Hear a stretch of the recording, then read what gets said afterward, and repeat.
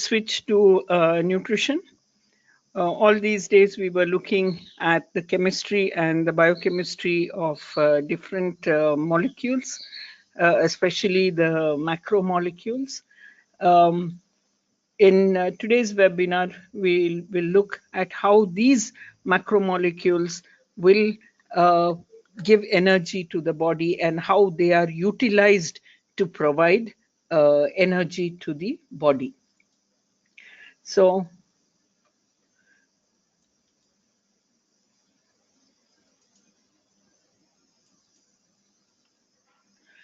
if we look at nutrition, the definition for nutrition is that it is the science of foods and the substances they contain.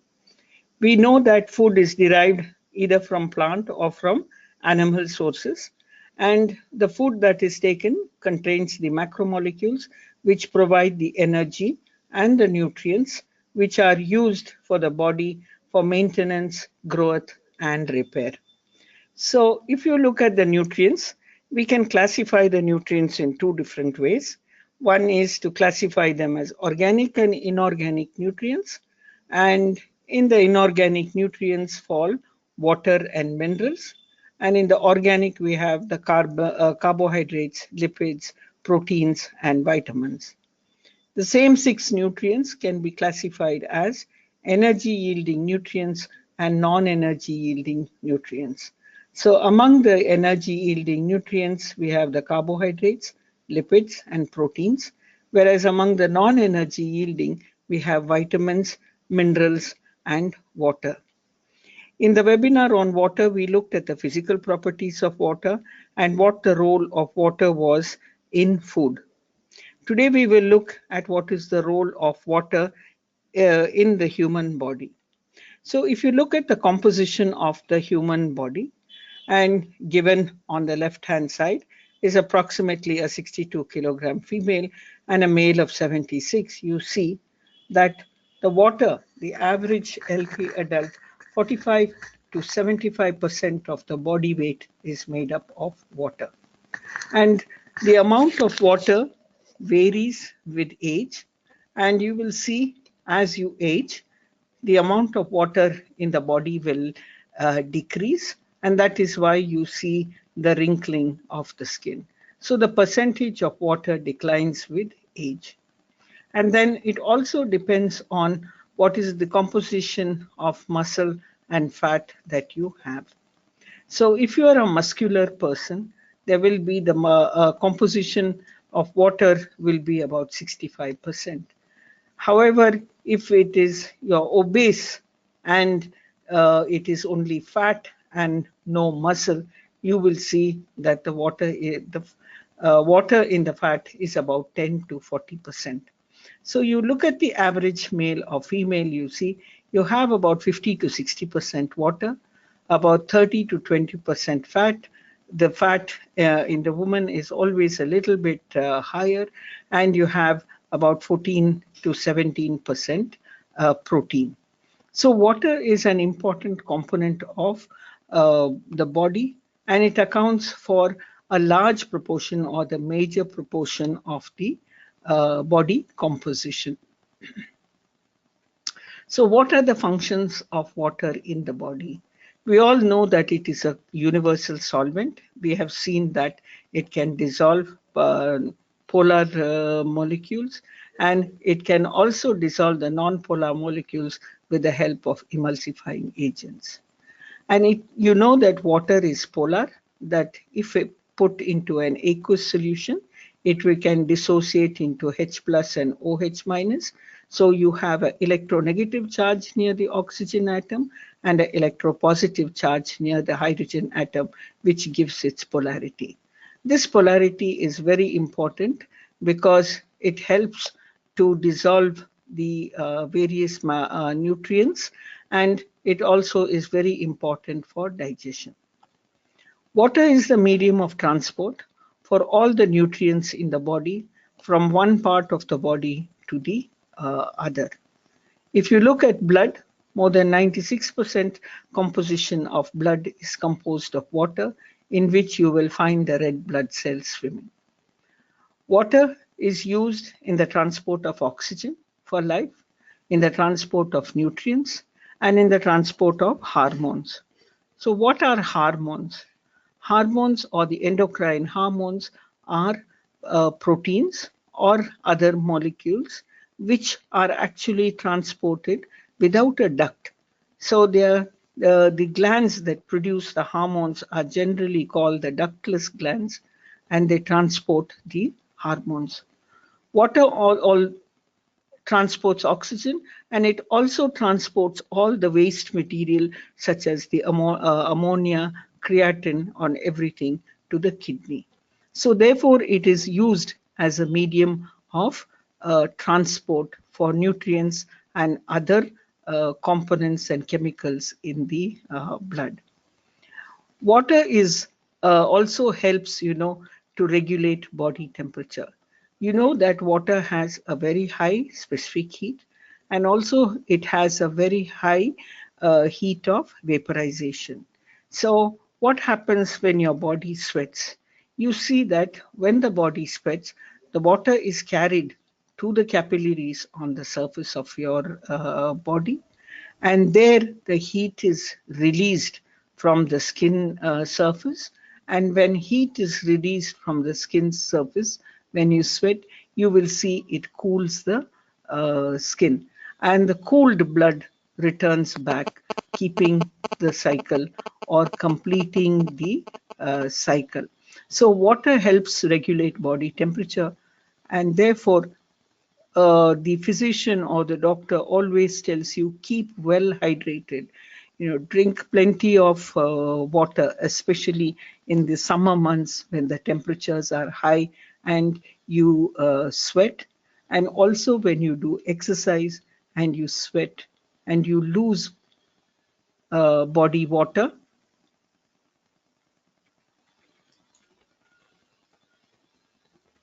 And you lose uh, you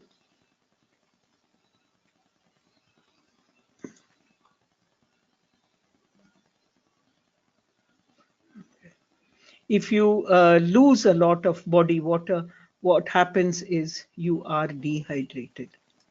So to avoid dehydration, you have to avoid dehydration, you must drink plenty of water.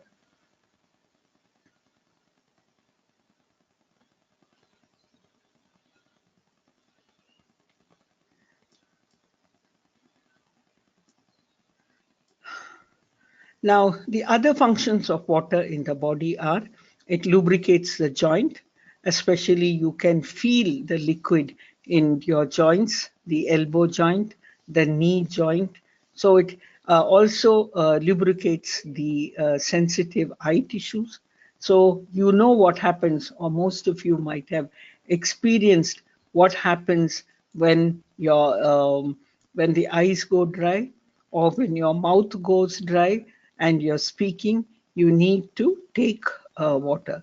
It also is required for the lubrication of the intestinal tract. In certain cases, it gives a protective cushion, especially when the fetus is being carried in the uterus.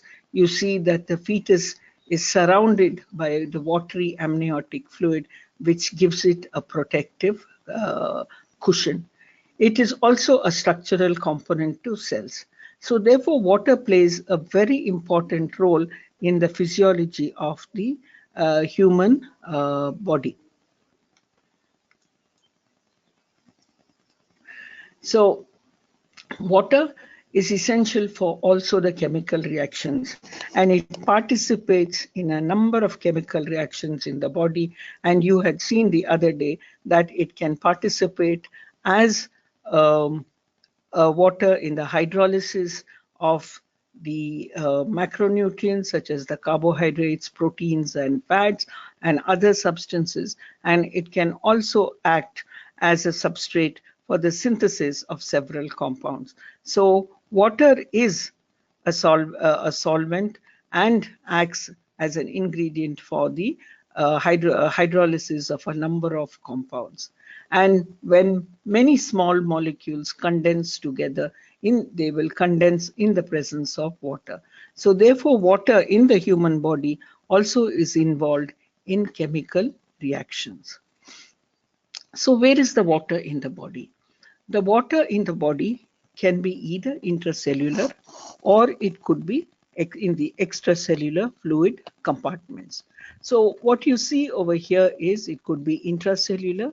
That means it can be within the cell. It could be extracellular. You see the plasma where the red blood cells are floating in the water, and plasma is mainly water. It could also be in the interstitial fluid, that is, it could be in the fluid between the cells, and water can move easily from one compartment to another. That is, it can move into the cell and move out of the cell by a process which is known as osmosis, which is in response to the concentration of the solutes. So water also, can dissociate to give you H plus plus OH minus. So it is both a weak acid and a weak base, and therefore it is involved in the acid-base balance in the human body, where it can either donate a proton or it can accept a proton to form water. So it participates in the acid-base balance of the body.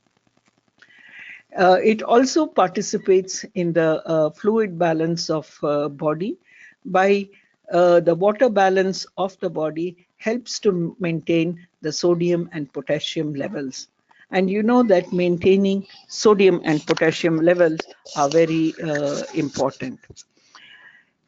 Water moves in and out of the cell, that means into the cell and outside the cell, through a process which is known as osmosis.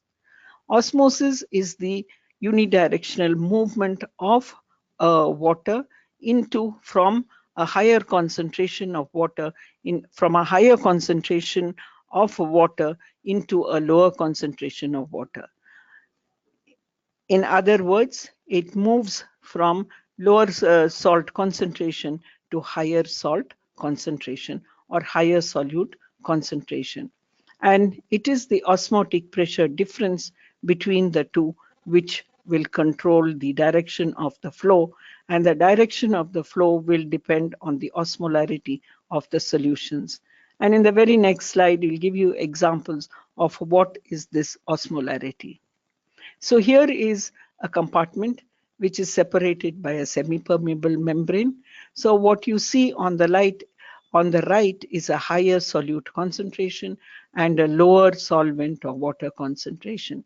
So water will move from higher concentration of water to a lower concentration or to a higher concentration of solute, so that the concentration of solute and solvent in both the compartments will be equal.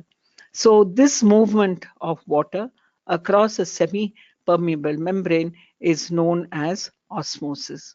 And osmosis is very important, especially in the case of the blood, for it to take up nutrients and also for it to remain, for the red blood corpuscles to retain their shape. So in osmosis, what you see is if it is isotonic, that means if the concentration outside the cell and within the cell is the same, you will see that water moves in and out and the red blood cell or the cell will retain its shape. However, if the solution is hypotonic, that means if the concentration of the solute outside is low and inside is high, water will tend to move from the outside to the inside. This cell will swell and ultimately burst. I'm sure many of you have seen this when you put blood into water. You will see that the red blood corpuscles will not be there and it will become a clear homogeneous solution, which is hypotonic. On the other hand, if you put the red blood cell into a concentrated sugar solution where the solute outside is highly concentrated, compared to what is inside, what you see is the cell will shrivel. That is because the water from inside will come out and it will cause a shriveling. A very good everyday example of osmosis is what you see when you have taken a dried raisin and you have put it into water. So if you take a raisin, you can do that in the evening, put it into water and look and see what happens to it tomorrow morning. You will see that it is swollen because the water from outside would have entered into the raisin. So osmosis is very important also in other processes other than in the blood. So what is the osmolality and what is this isotonic, hypotonic, and hypotonic? So if you look at the isotonic solutions, in the hospitals you will see when there is intravenous glucose or saline being given, you cannot give any concentration that you want. The concentration of the solution that is being sent in through the vein by intravenous vein should have the same concentration of solutes as that of blood. Otherwise, the blood will either it will lyse, the red blood cells will lyse, or there will be a clumping. So we have what is called as isotonic solutions. An isotonic solution, which is similar to that of blood, is 0.9% sodium chloride, or known as normal saline. This normal saline is not normality, one normal, but it is the saline which is has isotonic with the blood. So it is a solution of the molarity of the solution is 0.31 molar, although you have a 0.9% sodium chloride.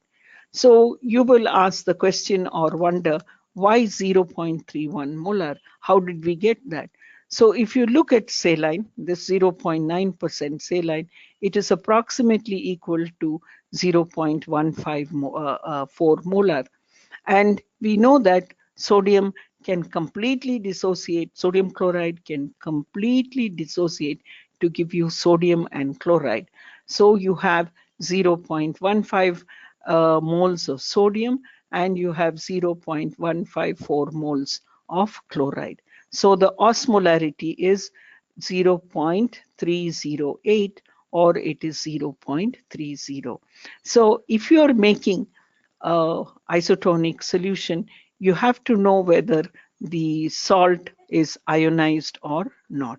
So this is what is osmolarity. On the other hand, if you take glucose, we use 5% glucose or 5% dextrose is isotonic with blood. And if you look at convert this into molarity, that is 5 grams divided by 180, and in 100 ml, if you calculate, what you get is 0.3 molar. Dextrose does not ionize. It's an unionizable compound. So that is why it is taken as a whole and you have 0.3 molar. So 0.9% sodium chloride and 0.3 molar glucose are isotonic. Anything with a higher concentration will be hypertonic, and anything with a lower concentration will be hypotonic. So this is how we calculate the osmolarity of solutions. So where do you get the water? This I need not tell you. All of you know that the largest source of water that we take is through water and other beverages. You get plenty of water from fruits and vegetables. The other day we saw that apple has about 87% water. Oranges also have about 87% water. So you get a lot of water from fruits and vegetables, very little water from the grains. And the water that is produced in your body due to the breakdown of macromolecules is about 300 milliliters per day. You will see as we look at the metabolic fate of glucose when glucose is broken down, it produces a large amount of water. Now, all the sources of water that you take daily should lead to an average daily intake of about 2.5 liters. So that is the amount of water that you must drink approximately per day. Now, coming to the second part of this webinar is we have to see what is the metabolic fate of the nutrients that we take. That is the nutrients we take through our mouth. So it is a three-step process. All the nutrients, that is the carbohydrates, fats, and proteins. I'm talking only about the macronutrients. So the first step, the breakdown of these macronutrients is a catabolic process. That means it breaks down into smaller molecules. It is a three-step process which first involves the digestion, and you will see the carbohydrates are broken down into sugars, the monosaccharides. The proteins are broken down into amino acids or digested into amino acids, and the lipids are digested into fats and glycerol. So this is the first step. And then in the second step, it goes into the cell and further degradation occurs, where in the case of glucose and the fatty acids, smaller molecules, that is the 3-carbon molecules, 2 to 3 carbon compounds are formed, and which then is completely oxidized to give you carbon dioxide and water. It uses oxygen to give you carbon dioxide and water, and also energy will be released in the form of a compound called ATP, or adenosine triphosphate. So adenosine triphosphate synthesis occurs. So remember this three-step process: digestion and hydrolysis, degradation, and oxidation.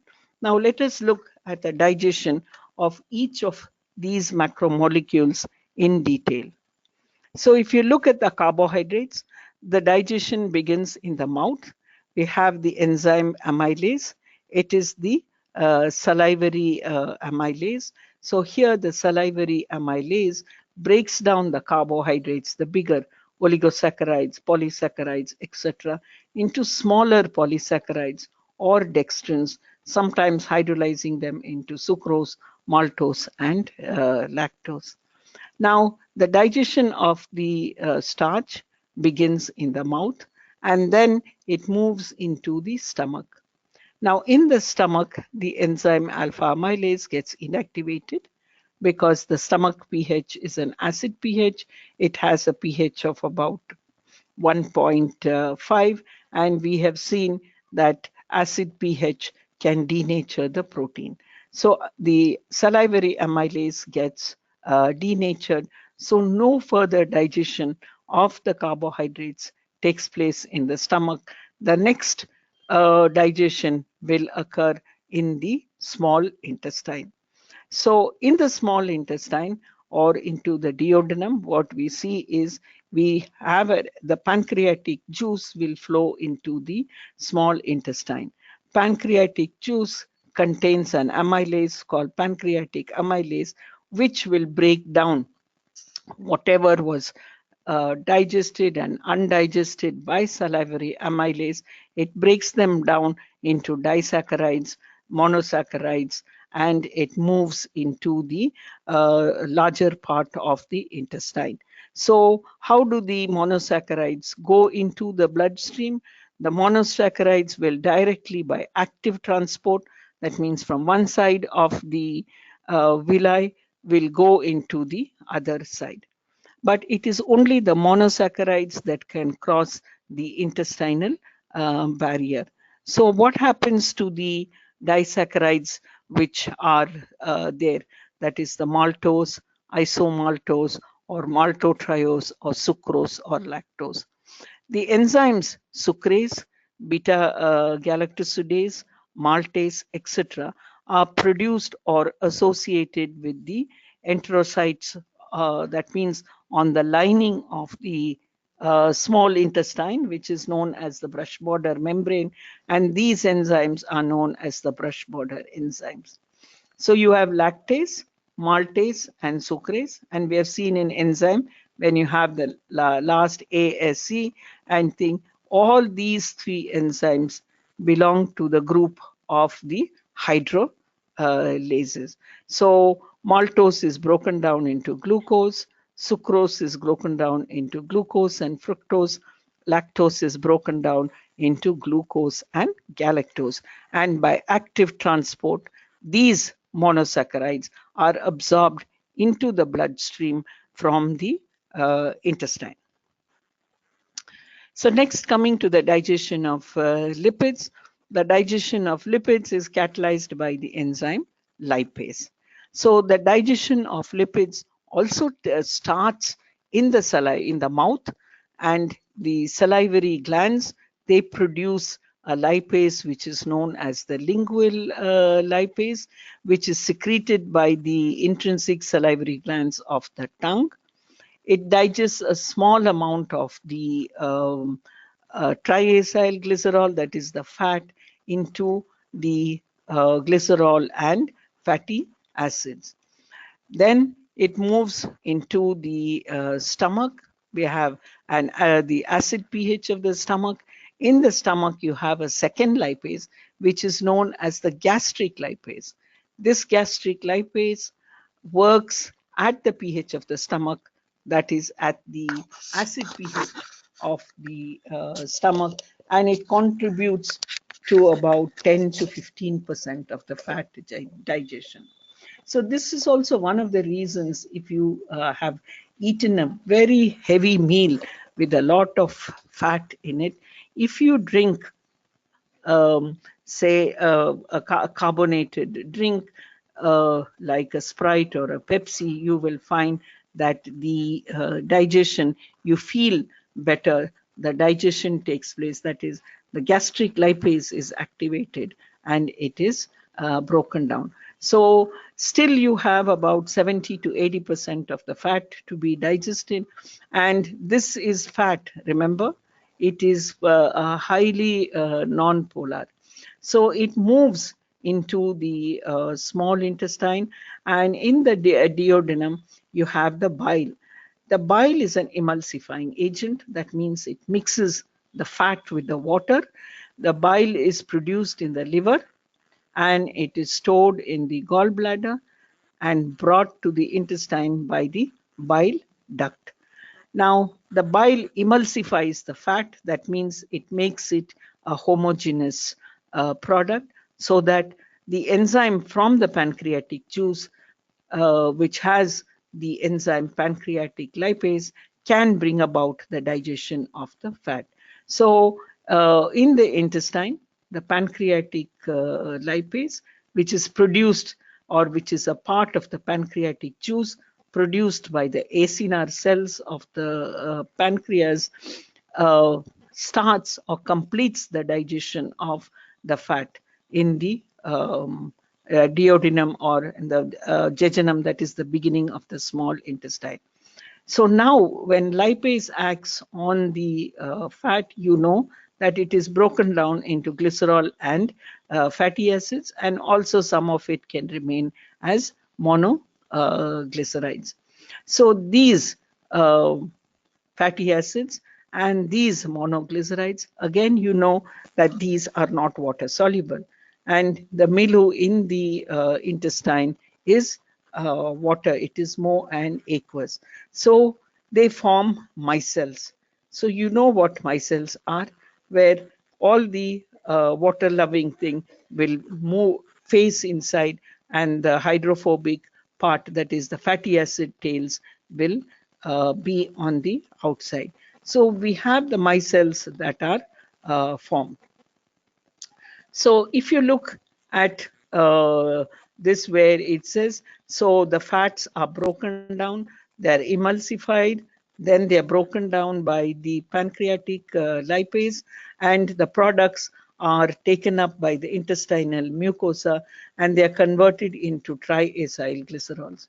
So these fatty acid chylomicrons when they move to the intestinal wall, they are further broken down into monoglycerides and fatty acids, and the chylomicron moves into the through the lymphatic system into the blood tissue and thing. So now here it is a chylomicron. It is associated with a protein.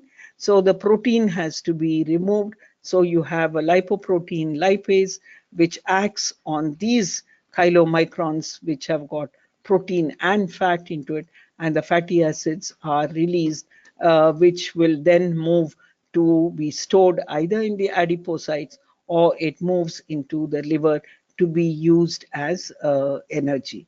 So the fats are broken down into glycerol and fatty acids, and they have to be emulsified by the bile because they are non-polar, and forming chylomicrons, they move into the intestine with the help of the protein, lipoprotein, and then the lipoprotein lipase breaks it down and fatty acids are released. So this is in summary what happens to the fat that you eat.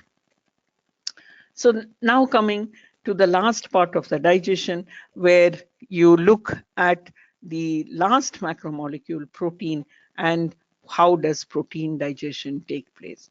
Protein digestion, unlike fat and carbohydrate, nothing happens in the mouth. So all the digestion or the digestion is initiated in the stomach. So in the stomach, there is a hormone gastrin, and this gastrin is produced by the chief cells of the stomach. So when food enters the stomach, there is a trigger indicating that there is food in the stomach. The chief cells are triggered and they produce the hormone gastrin, which in turn messages the stomach to produce the gastric juice, which contains pepsin, and it can initiate the digestion of the protein. So in the stomach, protein will get denatured because of the acid pH, and the pepsin, an enzyme which is produced in the stomach, it is produced as an inactive enzyme as pepsinogen, and then it is broken down into the active form pepsin, which will start the digestion of proteins. So the protein digestion in the stomach begins with the enzyme pepsin, and pepsin is an enzyme which is produced by the parietal cells by the message sent by gastrin to the chief cells. So in an acid atmosphere, the enzyme is converted into the active form pepsin. So pepsinogen is the zymogen.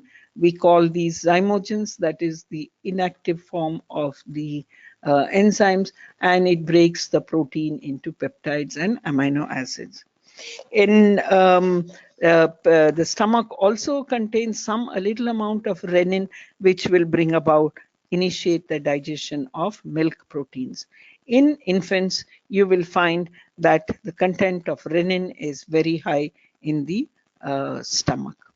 Now, the digestion of protein, only about 15% of the protein is digested by the enzyme pepsin. Then why are these enzymes produced as inactive forms of the enzymes? If you look at the stomach wall, or if you look at the pancreas, they are all made up of proteins.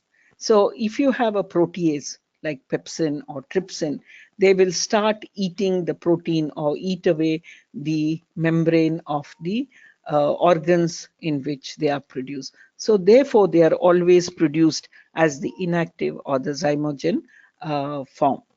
In the stomach, the pepsinogen and the acid form of it can destroy the stomach walls, but the stomach walls have got a very thick layer of mucus which protects the stomach from the acid effects of acid and pepsin.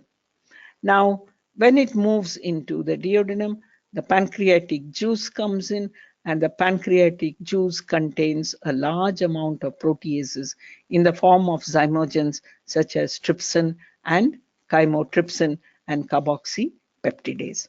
So in the stomach, in the duodenum, when the pancreatic juice pours in, the digestion of the proteins take place and they are broken down into amino acids. So the enzymes which are produced by the liver, that is the pancreatic juice contains the trypsin, chymotrypsin, and the carboxypeptidase. These are in their inactive forms: trypsinogen, proelastase, chymotrypsinogen, and procarboxypeptidase. An enzyme, enteropeptidase, or also known as enterokinase, converts trypsinogen, the inactive form of the enzyme trypsinogen, into the active form trypsin. So trypsin will act on the protein, and trypsin also will cleave chymotrypsinogen into chymotrypsin. It will activate proelastase, it will activate procarboxypeptidase and prolipase. So with the action of these 4 different proteases, the digestion of protein is complete, and protein is broken down into amino acids. So the digestion of carbohydrates will be broken down into monosaccharides, mainly glucose.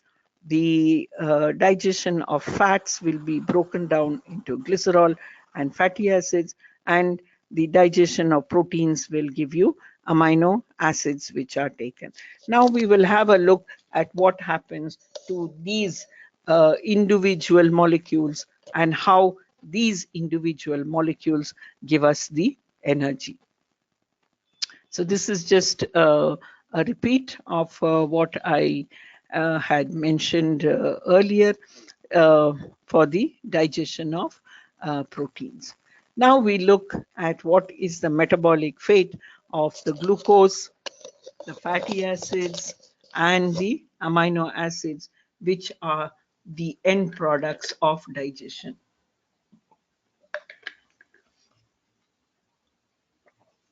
So this is how a metabolic pathway looks. And you might find this chart everywhere. All the metabolism actually is interconnected. One pathway is connected with the thing, and you have this complicated network. But however, you don't need to worry about these complications, and we look at only the very simple part of the metabolism, that is the sugar metabolism, the lipid metabolism, and the amino acid metabolism, and how these give us the energy and where this energy is stored. So in the process of metabolism, it includes catabolism and anabolism. Catabolism is the breakdown of the molecules to release their stored energy, and oxygen is used in the catabolism. Anabolism is the building of these molecules into complex substances. So basically, if you look at the metabolism of these fuels, as we call them, the simple sugars are actually, as you will see, broken down, and they form the acetyl-CoA. The breakdown of fatty acids and glycerols also give us the acetyl-CoA, that is the 2-carbon compound, and that will go into a pathway known as the citric acid cycle, which produces water and carbon dioxide and gives you releases or stored, the energy is released in the form of ATP, the energy currency of the human body. Amino acids, on the other hand, some of them are broken down into acetyl-CoA, but most of the catabolism of amino acids is the removal of the ammonia, and the carbon skeleton is used for synthesis, as when the ammonia will be removed as urea. So if you look at the catabolism, the energy yielding nutrients are carbohydrates, fats, and proteins.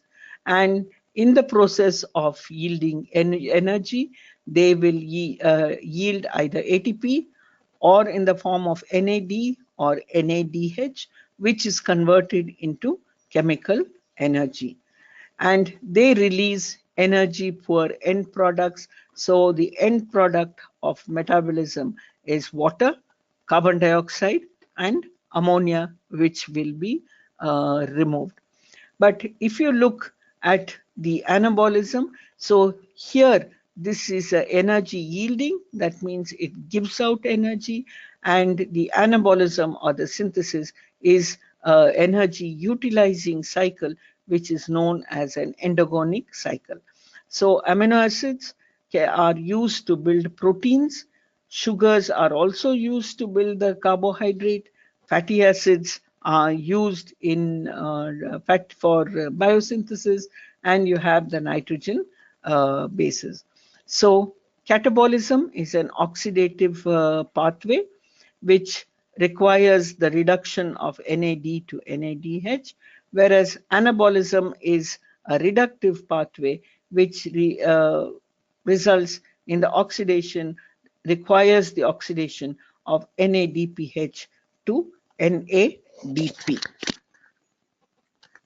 So in order to understand metabolism, you also need to know in which part of the cell these processes take place, because you will find that some of the breakdown takes place in the cytoplasm, some of the breakdown takes place in the mitochondria, some of the biosynthesis takes place in the ribosomes and the rough endoplasmic reticulum. So for just let us look very quickly at what are the components of the cell. So the components of the cell, you have a nucleus and you have a cytoplasm. In the cytoplasm, or surrounding the cytoplasm, is held together by the plasma membrane. So in the cytoplasm, what you have is the mitochondria, which is known as the powerhouse of the cell, and all the metabolic breakdown or the synthesis of ATP takes place in the mitochondria. You have the smooth endoplasmic reticulum and the ribosomes. The small ribosomes are present on the endoplasmic reticulum, and this is where protein biosynthesis will take place.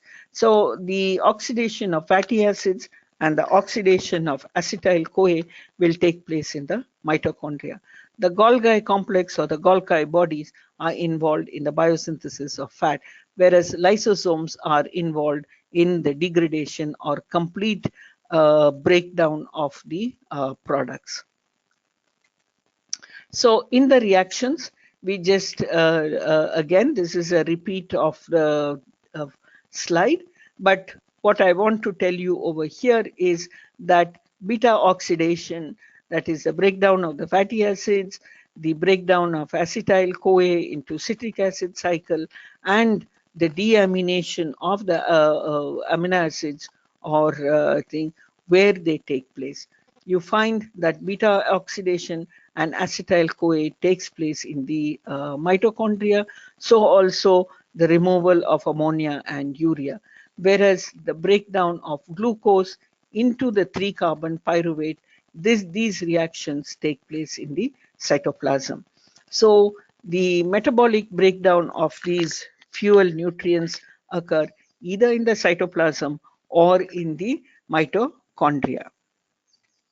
So carbohydrate metabolism there are 3 pathways which are very important for the synthesis of ATP, and the first one is glycolysis, where it converts glucose into pyruvic acid. If it is anaerobic, it can occur in the absence of oxygen, or it can occur in the presence of oxygen. When it occurs in the absence of oxygen, lactate is formed and it doesn't get broken down further, and glycolysis takes place in the cytoplasm. The citric acid cycle, also known as the TCA cycle, also known as the Krebs cycle, converts pyruvic acid, that is the 3-carbon component, into carbon dioxide and water. This process requires oxygen and it occurs in the mitochondria. And then you have the electron transport chain, or called the electron transfer chain, which is utilized to synthesize the ATP molecules from the high energy electrons of NADH and NADPH that are produced in the citric acid cycle. The electron transport chain, just like the citric acid cycle, is located in the mitochondria. And now we will have a look, and we can see that by breaking down one molecule of glucose via glycolysis and Krebs cycle, you can produce 36 molecules of ATP. Let us see how these 36 molecules of ATP are formed. And each ATP, when broken down, gives you 7.3 kilocalories of energy. So imagine the amount of energy that has come from one glucose molecule. So one glucose molecule gives you 36 ATP multiplied by 7.3 kilocalories of energy. So the energy that is produced by glycolysis or in the Krebs cycle is stored as ATP. And as I said, it is known as the energy currency of the human body, and it serves as a direct source of energy. The storage of glucose as energy is stored as ATP, but however, if it is not required for making ATP, it will be stored in the form of glycogen, which is a polysaccharide. It is a long chain of glucose units, and it is stored either in the liver or in the muscles. The synthesis of glycogen is anabolic process is known as glycogenesis, and when energy is required, the glycogen will be broken down. That is a catabolic process, which is known as glycogenolysis. And this makes use of some ATP. We will not go into too many details of all these reactions, but we'll just have a look at how these ATP molecules, this number of ATP molecules are produced. So ATP is the energy, that is the stored form in the cells. It is obtained from the oxidation of foods. So that means only in the presence of oxygen, ATP can form. And the structure of ATP involves an adenine base, a ribose sugar, and 3 phosphate groups. And it requires 7.3 kilocalories per mole to convert to make one molecule of ATP, and the same amount of energy is released when it is broken. So here is the structure of ATP. So you have the base adenine, this is the ribose, the sugar, and the 3 phosphate molecules. So it is these this phosphate molecule and this phosphate molecule which are the high energy bonds. So when this first bond, when ATP is broken down into ADP and inorganic phosphate, you get 7.3 kilocalories of energy is released. When ADP is converted into AMP, again 7.3 kilocalories of energy is obtained, released. And so that is why ATP is known as the energy currency of the thing. So now just let us look at the pathways, that is the glycolytic, the pathways that you are looking at.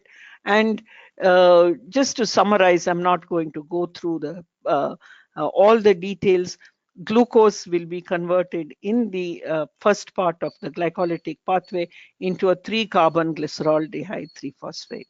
So here there are 2 steps which involve the use of energy. So they involve the use of ATP, that is the first step when glucose is converted into glucose 6-phosphate, and the other step when fructose 6-phosphate is converted into fructose 1,6 biphosphate. So remember I want you to remember this because we will be doing the calculation. So when one glucose molecule goes through glycolysis, you see that it has used two ATP, one in the first step and the other in the third step. Now, this glyceraldehyde 3-phosphate, one glucose molecule is converted into two 3-carbon molecules. Glucose is 6 carbon, it gets converted into two 3-carbon molecules, and this 3-carbon glyceraldehyde enters um,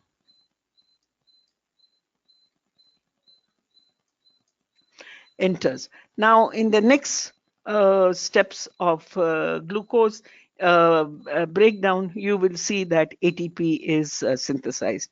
So now you have two molecules of glyceraldehyde 3-phosphate from one molecule of glucose, and now you see we have a process which is known as substrate level phosphorylation, and the high energy phosphate from the substrate is utilized by ADP to synthesize ATP. So now this step, because there are two glyceraldehyde molecules, so two ATP are synthesized here. And in the last step, phosphoenol pyruvate again is a very high energy phosphate. It can transfer this energy to ATP, and you can get ADP, and you can get ATP synthesis. So here again, two molecules of ATP are synthesized. So what you need to remember is you have, because it's a 3-carbon, there'll be two glyceraldehyde 3-phosphate and two phosphoenol pyruvate. So you have two ATP plus two ATP. So 4 ATP have been synthesized, whereas 2 ATP have been used, and so therefore you have the excess of ATP produced. And pyruvate, the end product of the glycolytic pathway, has the choice. In the absence of oxygen, it will become lactate. However, in the presence of oxygen, it will go into the TCA cycle or the citric acid cycle. So in glycolysis, to summarize, 2 ATP are used to add phosphate to glucose and fructose 6-phosphate, and 4 ATP are formed in energy generation by direct transfer of phosphate to 4 ADP. So there is a net gain of 2 ATP molecules and 2 NADH molecules. Now, this NADH will go into the electron transport chain, and in the electron transport chain, you will see that for every molecule of NADH, 3 ATP are synthesized. So now here you have 3 times 2, so you have 6 ATP plus 2 ATP. So in glycolysis, you have 8 ATP formed when it goes from glucose to pyruvate. So the overall reaction is glucose in the presence of 2 ADP and 2 NADH gives you 2 molecules of pyruvate, 2 molecules of ATP, and 2 molecules of NADH. So total ATP lost 2, total ATP gained 4. So net ATP gained is 4 minus 2, which is 2 ATP for the anaerobic oxidation of 1 mole of glucose into lactate. Now, this is the reaction of the anaerobic conditions, where in the absence of oxygen, the pyruvate will use NADH to be converted into lactate. And when in the absence of oxygen, it's converted into lactate, what you will see is lactate is an acid, and so when large amounts of lactic acid are produced is when you get the pain in your muscles. So you must be wondering, sometimes when you do very vigorous exercise without proper breathing, enough oxygen is not taken, so the pyruvate which is formed will be converted into lactate. Lactate is an acid, and lactate will cause the burning or the severe pain in the muscle and you get muscle cramps. Under aerobic condition, you see that 2 ATP are lost and 10 ATP are gained. So the net ATP gain will be 8 ATP. Please remember this, because when we go through the TCA cycle, we will see how much ATP is produced there. And then for one molecule of glucose to be converted into carbon dioxide and water is this 8 ATP gained plus whatever ATP is obtained from the TCA cycle or the citric acid cycle. So the citric acid cycle is also, as I said, known as Krebs cycle based on its inventor. And this cycle is both a catabolic cycle as well as an anabolic cycle. So it is known as an amphibolic pathway. It can both synthesis as well as degradation occurs. The overall reaction you see over here is acetyl-CoA is converted into carbon dioxide. In the process, you have 3 NADH, 1 FADH2, 1 GTP, and 1 CoA molecule, which is released. So now pyruvate has to enter the citric acid cycle, and it is an intermediate between the two. So pyruvate is converted into acetyl-CoA. And those of you who attended the vitamin webinar will know that there are a large number of coenzymes involved in this reaction. And this reaction is known as an oxidative decarboxylation reaction, which uses thiamine pyrophosphate. So thiamine is the vitamin. It uses niacin adenine dinucleotide, again the coenzymic form of niacin. It uses pantothenic acid, which is the coenzyme, the CoA is the coenzyme form of pantothenic acid, and FAD is the coenzyme form of riboflavin. So 4 enzymes, 4 vitamins are involved, are required for this pathway. The coenzymes are required for this pathway. And pyruvate, we called it oxidative decarboxylation because carbon dioxide is lost by and you have the formation of acetyl-CoA. And if you look at the free energy change in this reaction, you see you have a negative free energy change, showing that the reaction will always go from pyruvate to acetyl-CoA. You see this reaction is not reversible, unlike all the other reactions which are reversible. So pyruvate, in the presence of pyruvate dehydrogenase complex and these 5 coenzymes, is converted into acetyl-CoA by a process known as oxidative decarboxylation. So this pathway looks very complicated, but the only things you need to remember are that acetyl-CoA enters this pathway. Now, acetyl-CoA, as I said, this citric acid cycle is both an anabolic and a catabolic cycle. So what happens is the acetyl-CoA will condense with oxaloacetate from this cycle, and it forms a 3-carbon citrate. Now, this citrate isomerizes and you get cis-aconitate. Then this is converted to isocitrate. You have another oxidative decarboxylation step here.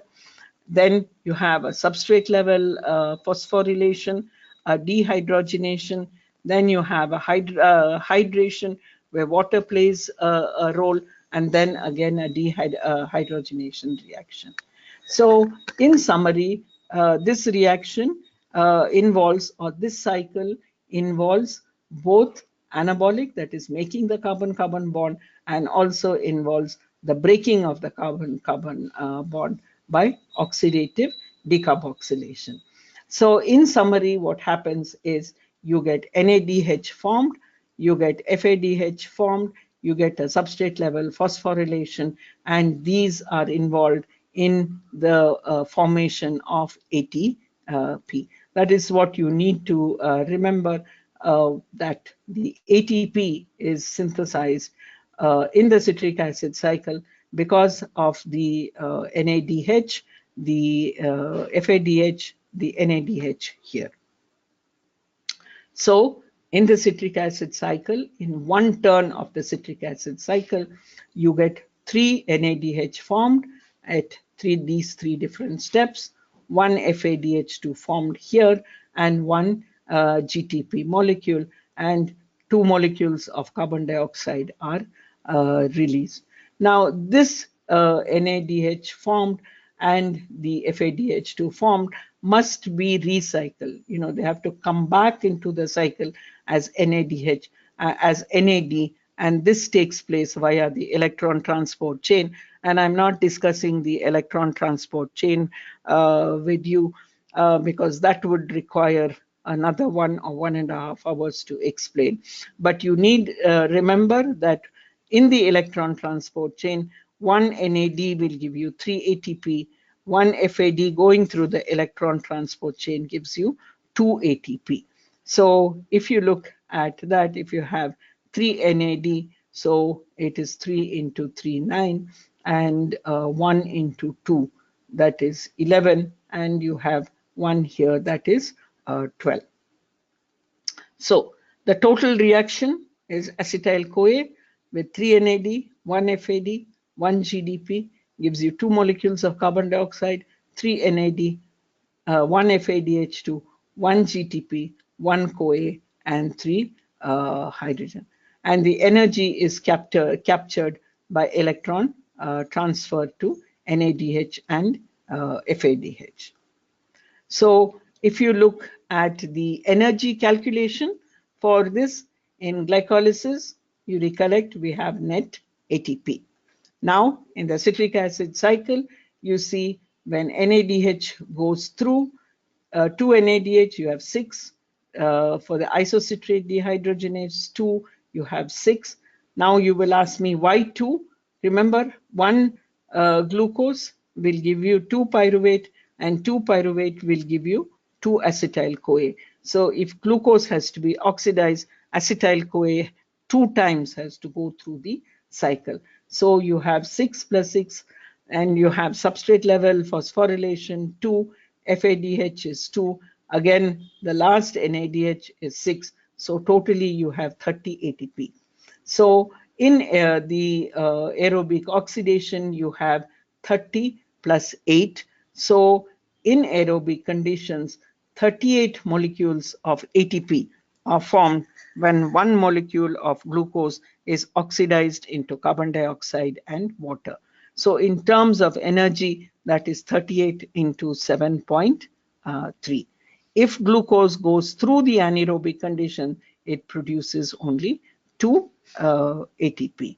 So totally, this number 38 is the magic number you need to remember, and 2 is the magic number you have to remember for the anaerobic oxidation.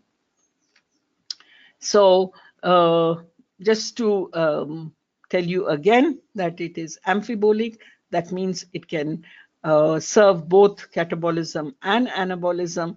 So you see here that many of the amino acids will enter and they will be used for synthesis of glucose, and you have fatty acids in the form of acetyl-CoA will be entering, and they will be used for the synthesis. So these red arrows show you the reactions which have to be replenished, and the blue arrows will show you the synthesis of the anabolic reactions of the citric acid cycle. All these actually are taken from the book Biochemistry by Leninger, which very well explains the metabolic pathways. Glycogenesis is when the glucose is not required, it is stored. So it is stored in the form of glycogen in the liver. So here glucose is converted into glucose 6-phosphate, and this glucose 6-phosphate is converted to glucose 1-phosphate, and it is stored in the liver as glycogen.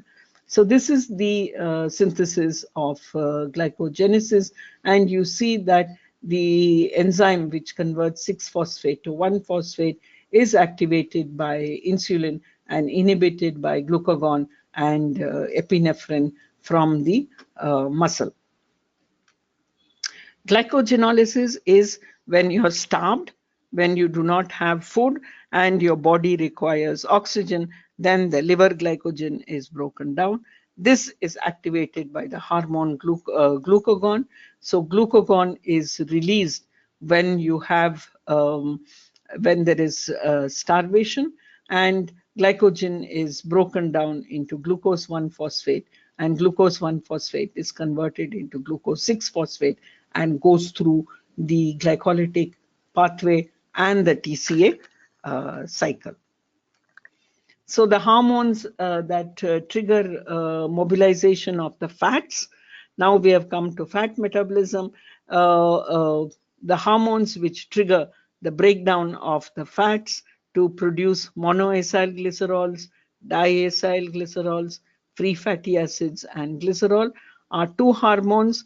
Epinephrine, which means we need energy now, and glucagon is the one which says we are out of glucose. So these two hormones will regulate the lipases, that is, the enzymes involved in the breakdown of the fatty acids, of the triacyl glycerols. So in this breakdown of the fats or triacyl glycerols, you know, we get fatty acids and we get the backbone glycerol. So what happens to glycerol? So glycerol, through several pathways, goes back into the glycolysis, because glycerol is converted to glycerol 3-phosphate and that into dihydroxyacetone phosphate. And those of you who remember, this is an intermediate of the glycolytic pathway, so it goes into the glycolytic pathway. So the glycerol of the fat hydrolysis enters glycolysis. Now let's see what happens to the fatty acids, because it is the fatty acids which give you a large amount of energy, and the energy is much, much more than what is given by glucose. So the fats are degraded, we know, into fatty acids and glycerol. These fatty acids are transported to other tissues for fuel, and the fatty acids are broken down by a process known as beta oxidation, and this beta oxidation occurs in the mitochondria. If it is a fatty acid which is less than 12 carbon, they move into the mitochondria, that is, they are freely diffusible across the mitochondrial membrane. But any of the fatty acids which are greater than C12, that is, say, C14, C16 palmitic acid or stearic acid, they cannot enter the mitochondria. They need to be activated, and then using a shuttle, which is known as carnitine shuttle, they enter the mitochondria. So carnitine is an intermediate which is very important for the transport of the fatty acids from the cytoplasm into the mitochondria for breakdown by beta oxidation. So carnitine is an important intermediate. So the first step in beta oxidation is the activation of the fatty acid. So if it is palmitic acid, or if it is the stearic acid, they will not, these compounds do not have any energy. They are very low energy compounds. So to be converted into high energy compounds or to be activated, they need to be acetylated. So in the presence of coenzyme A, the fatty acids are acylated to form fatty acyl CoA. So if R is C16, so if the stearic acid, it will be C16. If it is palmitic acid, it will be C14. So the fatty acids which are actually activated have to enter the mitochondria facilitated by this molecule carnitine. So here is the activated acetyl-CoA, and you see this, it is there in the cytosol. Now it must go into the membrane of the mitochondria. So in the presence of CoA and carnitine, it is transferred to carnitine and you get acyl carnitine. Now it moves in to the mitochondria, inside the mitochondria, and this fatty acyl chain will now be released and you have the fatty acyl CoA. So this is, I hope you all can understand, this is just a shuttle. So you have carnitine, carnitine will come out, and again it will take in a molecule. So this cycle continues from the cytoplasm into the mitochondrial membrane. Next, in the mitochondrial membrane, the fatty acid is broken down, and it is broken down in a series. It is first broken down to acetyl-CoA. You have the fatty acid which is shorter by 2 carbon. It goes back and beta oxidation takes place. That 14 carbon is made into 12 carbon. The 12 carbon loses or is broken down into acetyl-CoA. It becomes 10 carbon and the whole cycle is complete. So if you have acetyl-CoA, and if we are looking at the breakdown of palmitic acid, how many cycles do you think this has to go through? Well, this has to go through 7 cycles, because every cycle 2 carbon will be released. So after 7 cycles, you have 2 acetyl-CoA. So 7 cycles are required for the breakdown of palmitic acid, which is C16. So if you look at C18, it requires 8 cycles to be broken down. So the cycles continue for beta oxidation. So beta oxidation is the removal of 2 carbon from the carboxy end. So this is how the reaction takes place. So every pass removes 1 acetyl moiety, that is a 2 carbon moiety, through a series of reactions. So you have, at every reaction, acetyl-CoA is being released, and finally the final 2 carbon acetyl is there. So palmitate undergoes 7 passes through the oxidative degradation. Now, in the process of this oxidative degradation, you will see that FADH2 is produced, you have NADH which is produced, and these, through the electron transport chain, will be converted into ATP. So if you look at the energy that is formed by the oxidation of the fatty acid, you will be surprised at the number of ATP molecules that are formed. So if you look at 7 FADH molecules, it is seen that once it goes through, it gives you 10.5 ATP. Here, instead of 2, these calculations assume that mitochondrial oxidative phosphorylation produces 1.5 ATP per FADH2 as against 2 in the cytosol, and for NADH it produces 2.5 ATP per NADH oxidized. So 7 FADH2 gives you 7 into 1.5, which is 10.5, and 7 NADH gives you 7 into 2.5, which is 17.5, and then you have 8 acetyl-CoA, which gives you 80 ATP. And so now the whole reaction which takes place, where the fatty acyl-CoA is broken down into, uses oxygen, it gives you 108 molecules of ATP, 16 molecules of carbon dioxide, 123 molecules of water. So here the energy cost is 106 ATP. So for one fatty acid, that is palmitic acid, you see it produces 106 ATP. So in terms of energy, it is 106 into 7.3 kilocals. So therefore, you see that this reaction is a very important reaction. So where is the fuel stored? So fat is stored in the adipose tissue, in the white cells.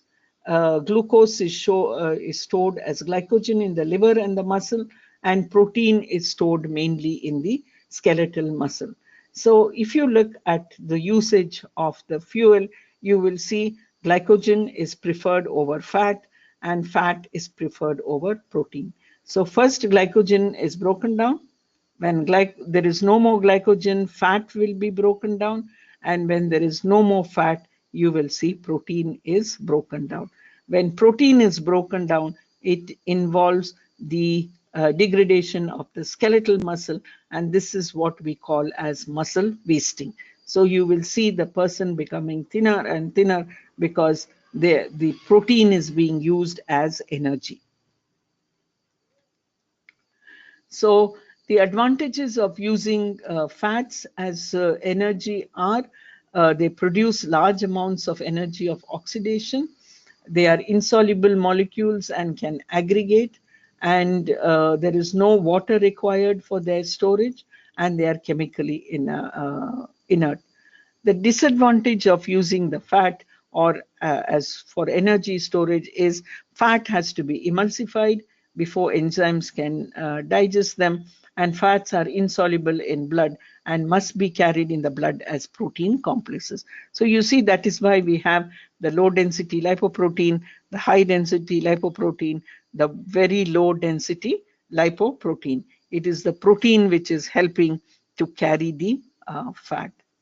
The liver is a major organ. It is a major hub of the body because it plays a central role in the regulation of carbohydrate, lipid, and amino acid metabolism. Glucose absorbed by the intestine is converted into glucose 6-phosphate, and the liver makes glycogen, and the liver makes glucose by gluconeogenesis and also breaks down glycogen. It also plays a central role in lipid metabolism. In the very well-fed state, the dietary fatty acids are converted into fat and secreted in the blood as the very low-density lipoprotein.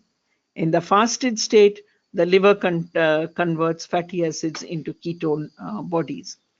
The brain requires fuel, but it has no fuel reserves, so it depends on the fuel reserve of the rest of the body. So it uses, in a resting adult, the brain uses about 20% of the oxygen, and it requires glucose to make ATP to maintain the sodium-potassium balance through the enzyme sodium-potassium ATPase.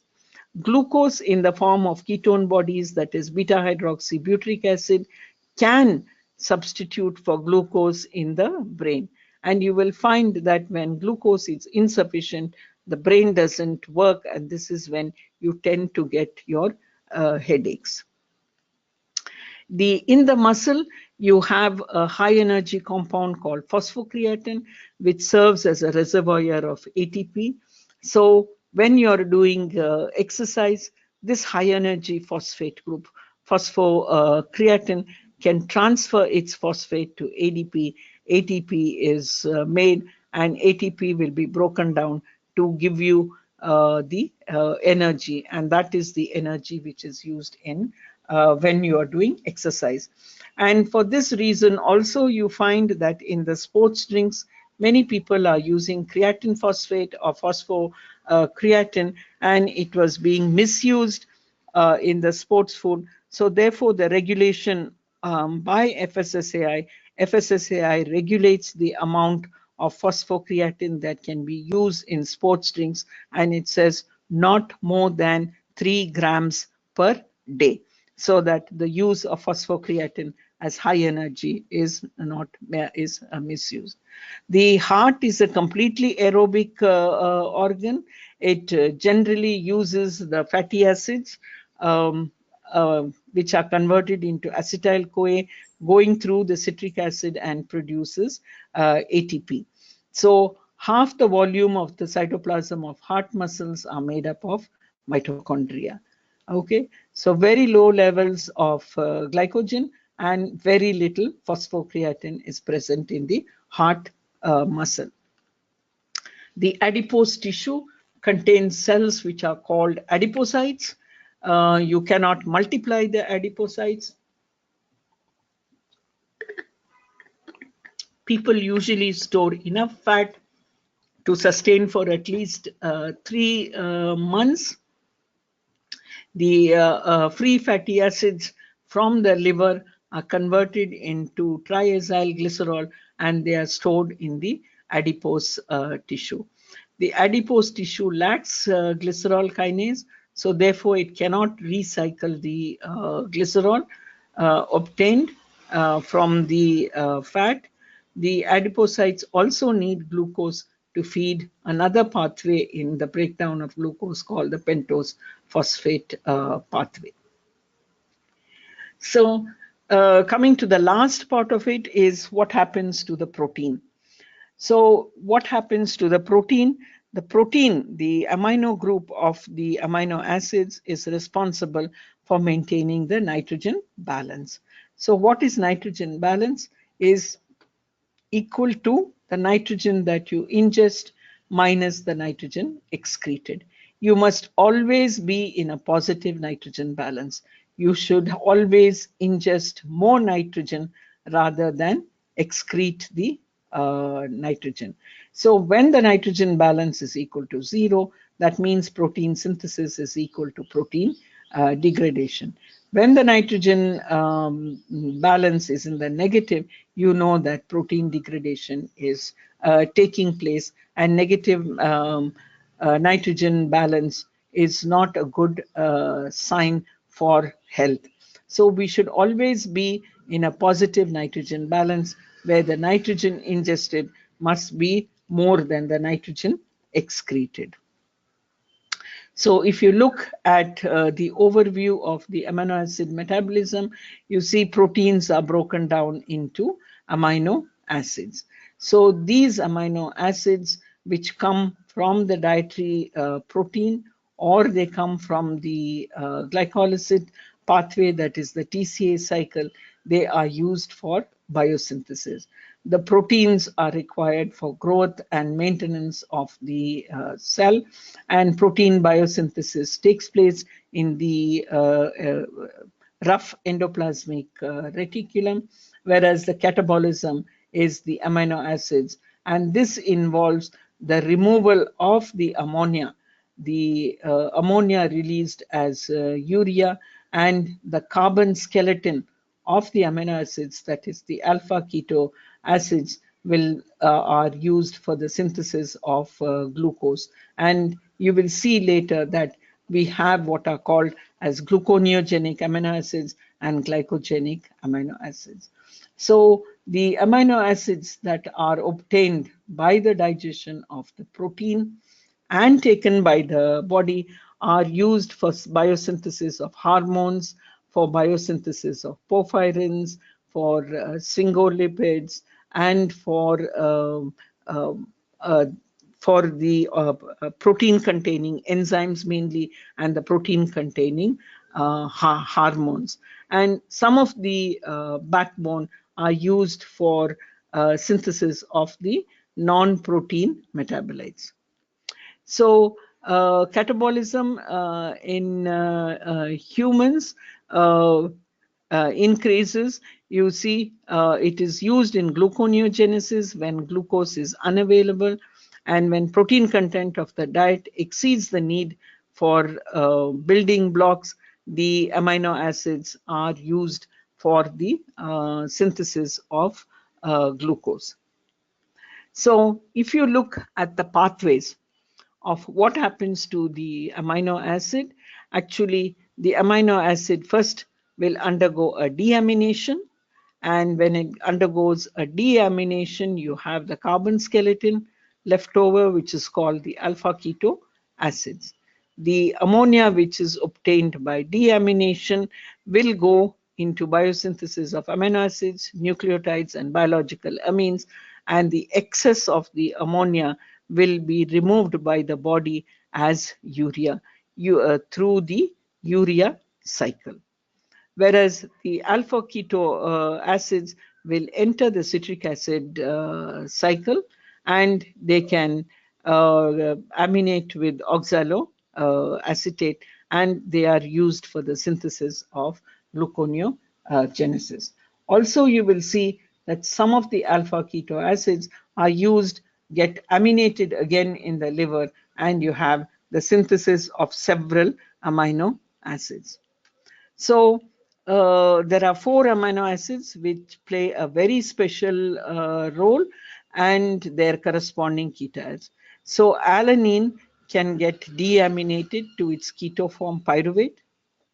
Glutamate can get deaminated into its keto form alpha glutarate, and aspartate can get deaminated into its keto form oxaloacetate. And glutamate can add an ammonia, and you can have the amide form of glutamate, which is glutamine. So deamination can take place and form alpha keto glutarate, and amination also takes place to form glutamine. So these are the 4 amino acids which are involved in the deamination reactions. That means the removal of the ammonia groups. So these occur via transamination, and you have seen that pyridoxal phosphate, again pyridoxine, which is a vitamin B, is used as a coenzyme over here. So you see alpha ketoglutarate can react with glutamate, it can get aminated, and what you get is the synthesis of an L amino acid, and you have an alpha ketoacetate. So this cycle continues. So the transaminases catalyze the reaction or the transfer the amino group of one amino acid to a keto acid to give you the amino acid. So you have transamination, and you have D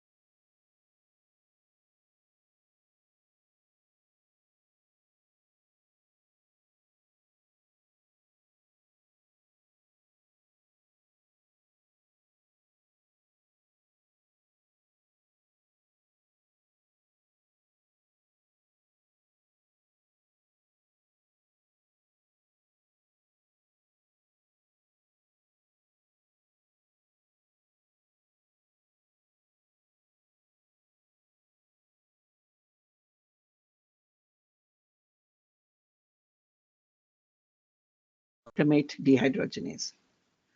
The transport of amino groups in the body takes place via glutamine.